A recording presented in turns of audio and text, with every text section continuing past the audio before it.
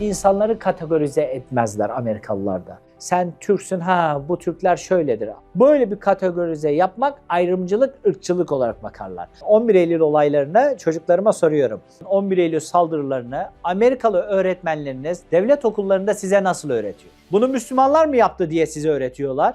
Hayır baba, bu insanlara ayrıştırıcı bir suçtur. Okulda çok büyük bir ceza alırsın. Diyorum ki Afganlar mı yaptı? Hayır baba, bunu dersen disiplin cezası alırsın. Afganlar yaptı diyemezsin diyor. Kim yaptı?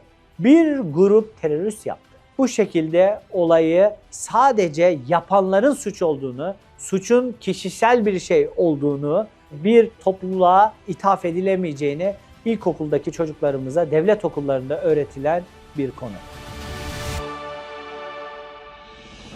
Amerika, Texas, Houston'dan herkese merhaba. Bu hafta Tutunanlar'da Enes Yılmaz Bey ile beraberiz. Enes Bey merhaba. Merhabalar, nasılsınız? Teşekkür ederiz, sağ olasınız.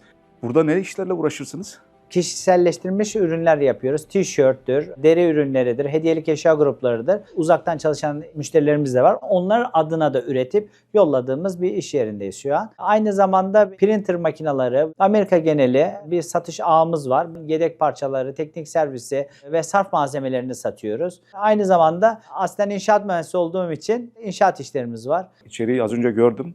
İçerisi büyük bir fabrika gibi, bir sürü makine var. Bunların hepsini konuşacağız. Ama ondan önce sizi tanımak istiyoruz. Enes Yılmaz kimdir? 1982 İskenderun doğumluyum. İlkokul, ortaokul ve lise eğitimimi İskenderun'da tamamladım. Babam makine mühendisiydi. İskenderun Demirçelik'te müdürlük yaptı. Biz lisedeyken vefat etti. 2001 yılında Gaziantep Üniversitesi İnşaat Mühendisliğini kazandım. Gaziantep Üniversitesi beklediğimizden çok zor çıktı. 8 yıl gibi bir uzun bir süreçte bitirdik. Sosyalliğimizden dolayı da aslında birazcık derslere önem veremedik diyebiliriz. İşte Galatasaray aşkımız o zamanlardan da vardı. Çok büyük bir Hakan Şükür fanıydım yani. Biz 2000'li yılların gençleri olduğumuzdan dolayı o UEFA Kupası, 4 sene üst üste şampiyonluk, onları yaşadığımızdan dolayı Galatasaray tutkusu böyle arkadan geliyordu. Futbolu seviyordum. Kendim çok iyi bir futbol oynayamasam da futbolun içindeydim böyle. Biriktirdiğim kenarda 3-5 paramla bile iyi bir yerden maç bileti alıp maç izlemeyi seviyordum. Galatasaray'ı takip ediyoruz yani. Galatasaray'dan moral buluyoruz. Bir Türkiye ile bağımızı da kopartmamış oluyor. Uzun bir eğitim yıllarından sonra yüksek lisans yaptım ve doktora yaptım. Doktora yıllarımda Gaziantep Zirve Üniversitesi'nde idari ve akademik personel olarak görevi yaptım. Sonra Zirve Üniversitesi'nin görevlendirmesiyle 2015 yılında Houston, Texas'a geldim. Başta University of Houston'da research pozisyonunda bir pozisyon bulmuştuk. Derken hayat bizi farklı bir yerlere taşıdı. Eşimle de evlenirken de hayallerim var. Bu hayallerim yurt dışında olmak diyordum. Arkadaş biriktirmeye, dost biriktirmeye önem verdiğim için bunun da avantajını yaşadım. Ve bu sosyallikler sayesinde Amerika'da da Amerikalı dostlar edindim. Bunlar bana çok yardımcı oldu. Çok liderlik yaptılar, yol gösterdiler. Amerikalılarla burada anladığım kadarıyla felsefelerine böyle yatkınlığınız da var. Bayağı bir iletişime geçmişsiniz. Nasıl bir beraberliğiniz oldu sosyal olarak burada? Kendi adıma dedim ki evet, ben futbol çok seviyorum. Amerikalıların bundan bir haberdar ve bu şekilde Amerikalılarla aynı hobiler, aynı çatı altında buluşamıyoruz. Kültürlerini anlamamız lazım ki onlara hitap edebilelim dedim. Ve beyzbola yöneldim ve beyzbol olarak Houston Astros takımının fanıyım da.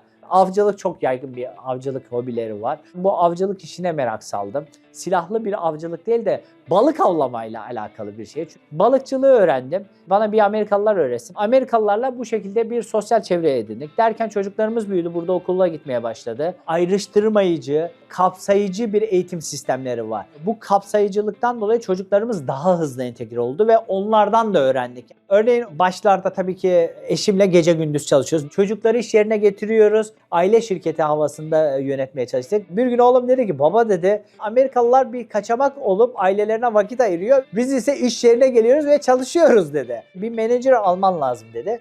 Ve bu menajer Amerikalı olmalı ki buradaki o düzeni Amerikalı gibi yapmalı. Bu bende bir aydınlanma şey oldu. Evet dedim, öyle bir menajer bulduk. Örneğin biz hediyelik eşya sattığımızda bunlar önemli. Christmas'ın Amerikalılar için ne kadar hayati bir tatil olduğunu çocuklarımızın okuldan getirdiği izlenimleri koyarak öğreniyoruz. Mesela Türkiye'de yaşarken bile memleketinde yabancı olduğunu hisseden insanlar var. Böyle bir durumdayken Amerika'da kısa bir süre içerisinde Amerikalı olmuşsunuz. Ya bunun sırrı ne? İnsanları kategorize etmezler Amerikalılar da. Ondan dolayı burayı size kendi memleketiniz gibi hissettirirler. Sen Türksün, ha bu Türkler şöyledir. Böyle bir kategorize yapmak ayrımcılık, ırkçılık olarak bakarlar. Bununla da alakalı yine çocuklarımdan öğrendiğim bir şeyi, hemen anekdot aklıma geldi. 11 Eylül olaylarını çocuklarıma soruyorum. 11 Eylül saldırılarını Amerikalı öğretmenleriniz devlet okullarında size nasıl öğretiyor? Bunu Müslümanlar mı yaptı diye size öğretiyorlar. Hayır baba, bu insanları ayrıştırıcı bir suçtur, okulda çok büyük bir ceza alırsın. Diyorum ki Afganlar mı yaptı? Hayır baba, bunu dersen disiplin cezası alırsın, Afganlar yaptı diyemezsin diyor. Kim yaptı? Bir grup terörist yaptı. Bu şekilde olayı sadece yapanların suç olduğunu, suçun kişisel bir şey olduğunu, bir topluluğa ithaf edilemeyeceğini ilkokuldaki çocuklarımıza devlet okullarında öğretilen bir konu. Tabii bu anlattıklarınızdan sonra Türkiye'de belki çok küçük bir grubun yaptığı bir olaydan dolayı bugün yüz binlerce insan mağdur olmuş vaziyette. Birçoğu hapse girmiş bir durumda. Hapisten çıktıktan sonra da sosyal ölüme terk edilmiş halde buluyorlar kendilerini. Demek ki Amerika boşuna gelişmiyor. Gelişimde hukuk ve hukuk düzeni, insan hakları da demek ki en önemli şeylerden bir tanesi. Umarım Türkiye'de bir gün böyle bir hukuk sistemiyle beraber insana değer verecek konuma gelir ve kendi evlatlarını öldürmez. Şöyle diyorum kendim, burada petrolü, gaz, doğalgazı, işte altın, maden vesaire her şey çıkıyor. Her türlü bereketleri olan bir ülke. Bu bereketi bir şeye borçlu olması lazım ilahi olarak. Ben bunu şuna bağlıyorum. Bir, yaşlılara çok saygılılar. İki, kadınların değeri bu toplumda çok yüksek. En basitinden büyük marketlerin özellikle parking lotlarında emziren annelere özel park yerlerinin olması veya arabanızda bir çocuk olabileceğine dair herhangi bir sticker varsa o arabayı trafikte push etmemeleri, insanların zorlamamaları veya mesela birçok iş yerinde Amerika'da tek yaşayan annelere işe alımlarda öncelik tanınması. 3. Çocuklar. Sen çocuğuna iyi bakmıyorsan, sen çocuğunu dövüyorsan bu çocuk insanlığın çocuğu deyip çocuğu sizden alabiliyor. Ve 4. şey de hayvanlara çok saygılılar. 5. şey de doğaya çok saygılılar. Örneğin ava gidiyorsunuz, bir günde 2 kez şu balığı tutabilirsin diyor. Yılda 4 kez diyor tutabilirsin örneğin diyor. Kandırmak çok basit. Sözle beyan çünkü burada.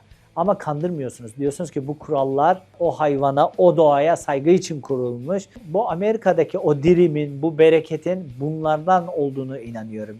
Beyana göre işler yürüyor dediniz burada. Bununla alakalı anlatabileceğiniz bir örnek var mı mesela? Vergi ile alakalı örneğin diyoruz ki ben bu yıl bu kadar kazandım diyorsunuz. Denetlemeler ve beyanlar sizin sözünüze göre. Ama bir kez hata yaparsanız o zaman gerçekten de sizin canınızı almaya geliyor. Biliyorsunuz Al Capone'u FBI yakalayamıyor, CIA yakalayamıyor ama vergi dairesi yakalayıp suçluyor. Burada kanunlar olarak çok böyle ilgincinize giden bir kanun var mı Amerika kanunlarında? Amerika'da, Teksas'ta trafik cezası diye bir şey yok ha.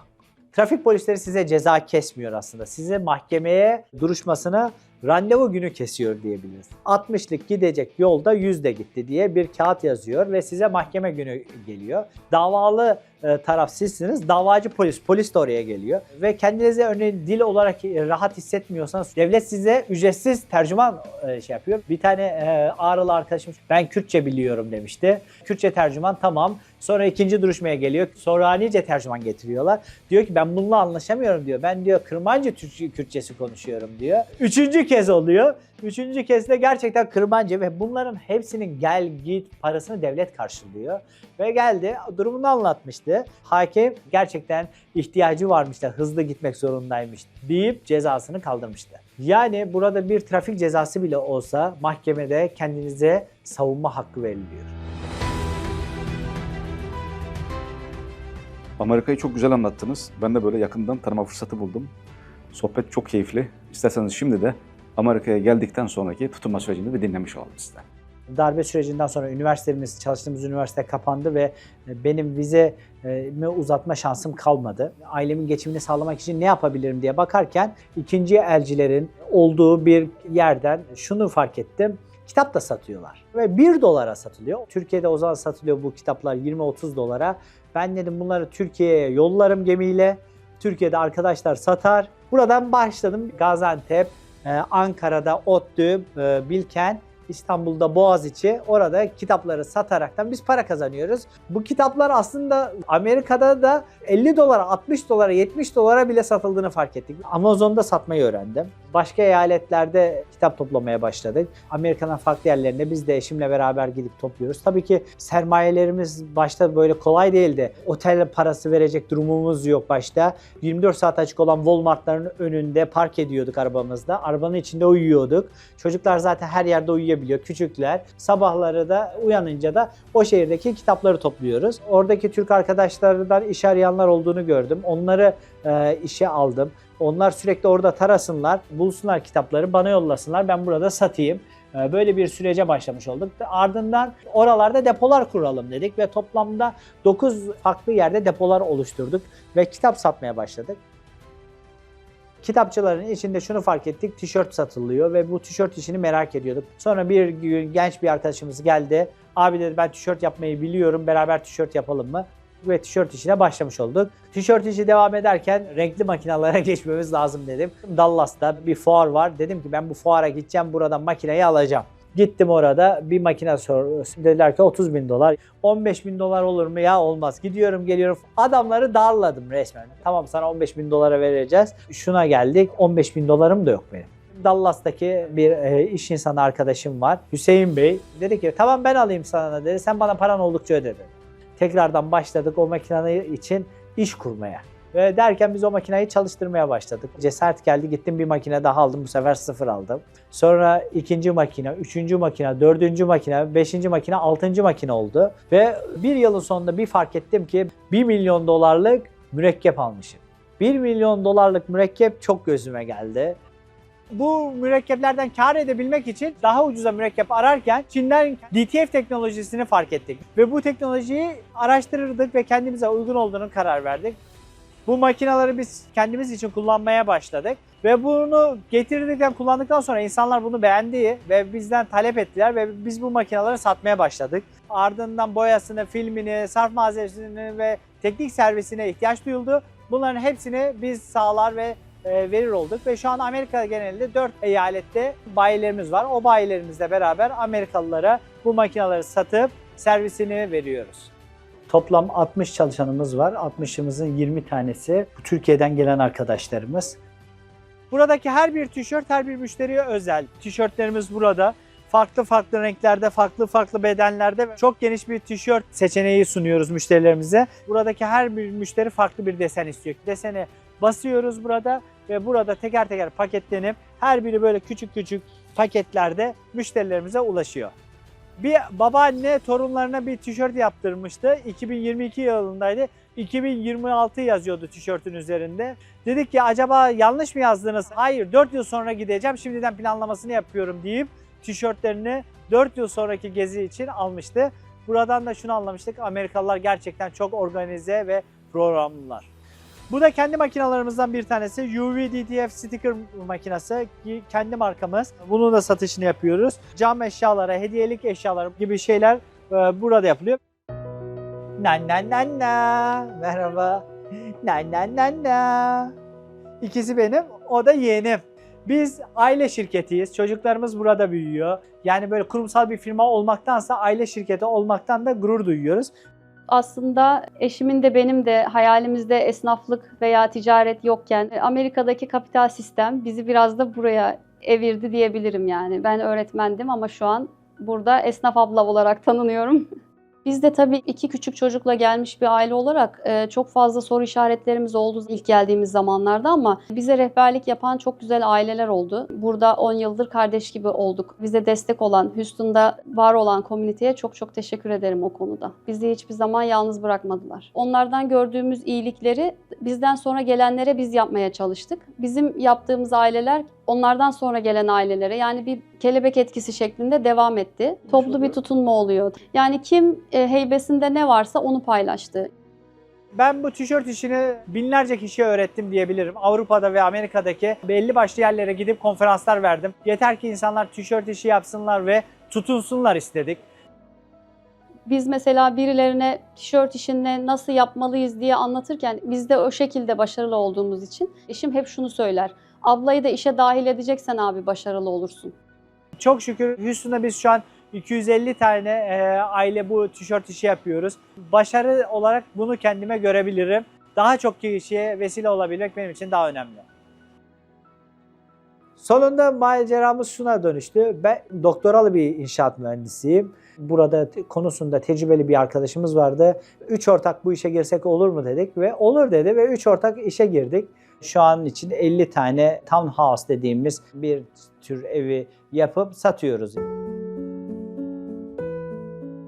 Peki göç ettiniz. Bu göçün size öğrettiği en önemli şey ne oldu? İnsan istediği sürece şartlar ve gittiği yer ne olursa olsun ayakta kalabiliyor. Dirayetli olmak gerektiğini öğretti hayat bana.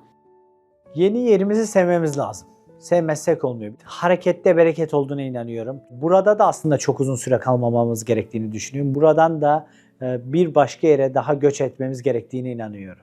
Herkese sordum. Klasik bir soru. Size de soruyorum. Herkesin böyle üzerine giyeceği bir tişört olsaydı onun üzerine yazı olarak ne basmak isterdiniz? Ben çalışmaya çok inanan bir insanım. Work hard, die hard diyorum yani ben. Çok çalış, zor öl yani diyorum. Sıkı çalışmanın önemine inanıyorum. Hayat bir mücadele yarışı demek isterdim. Bazen bakıyorum işte çalışmaya niyet edenler şöyle diyorlar. Ya işte Türkiye'de olsaydık annemiz çocuklara bakardı. Ama yok. Çözümüne bakmak lazım. Türklerin belli bir standardı var. Buraya geldikten sonra bu standartlarından mağdur edildiğini düşünerek mağdur edebiyatı dediğimiz şeyi yaşamaya başladılar. Ama ben böyle olmaması gerektiğini düşünüyorum. Bu mücadeleye, bu dünyaya geldiysek bir gayesi, bir amacı olmalı. Ve bu amaç doğrultusunda da yaşamak lazım. Dünyada yapılacak bir sürü iyilik var. Bunların da hepsi temelinde baktığınızda aslında maddiyata dayanıyor. Afrika'da açılacak bir kuyudan tutun da Houston'a gelmiş babası hapiste olan bir öğrencinin okul masraflarına kadar. Türkiye'deki geride bıraktığımız eşimiz, dostumuz da ihtiyaçları aynı zamanda paraya bağlı olduğu için bir taraftan onları da düşünerek tabii ki bu da bize bir motivasyon kaynağı oluyor. Son olarak ne demek istersiniz? Bizim gibi yurt dışına çıkmış veya çıkma hayali olan, bizi izleyen herkese şunu söyleyebilirim ki yurt dışında yaşamak göründüğü kadar zor değil. Türkiye'den yurt dışına çıkıp da gayretiyle başarısız olan hiç kimseyi görmedim. Şöyle bir örnek verebilirim. Gaziantep'ten tanıdığım 2 arkadaşım vardı. Almanya'da onları ziyaret ettiğimde ikisinin de Almanca öğrenip Almanya'ya yeni göç etmiş göçmenlere dil öğreten dil okullarında Almanca öğretmeni olarak çalıştıklarına şahit oldum. Burada da aynı şekilde biyoloji öğretmeni olan arkadaşlarım var, matematik öğretmeni olan arkadaşlarım var. Amerikalı, yerli veya yabancı birçok komisyonda yer alan arkadaşlarım var. Yani insan istedikten sonra, gayret ettikten sonra her türlü kapı açılıyor. Allah da yardım ediyor. Ben bunların bir lütuf olduğuna inanıyorum. Çalışmak çok önemli ama lütuf olmazsa olmaz.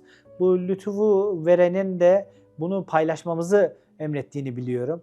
Bunu paylaşmamız gerektiğine inanıyorum. Hep beraber bir yere geleceğimize inanıyorum. Türkiye'deki zorluklar yaşayan arkadaşlarımızı da unutmadan kimse yok mu dediklerinde bir ses olabiliyorsak bence en büyük mutluluk budur. En büyük kazanç budur. En büyük başarı budur.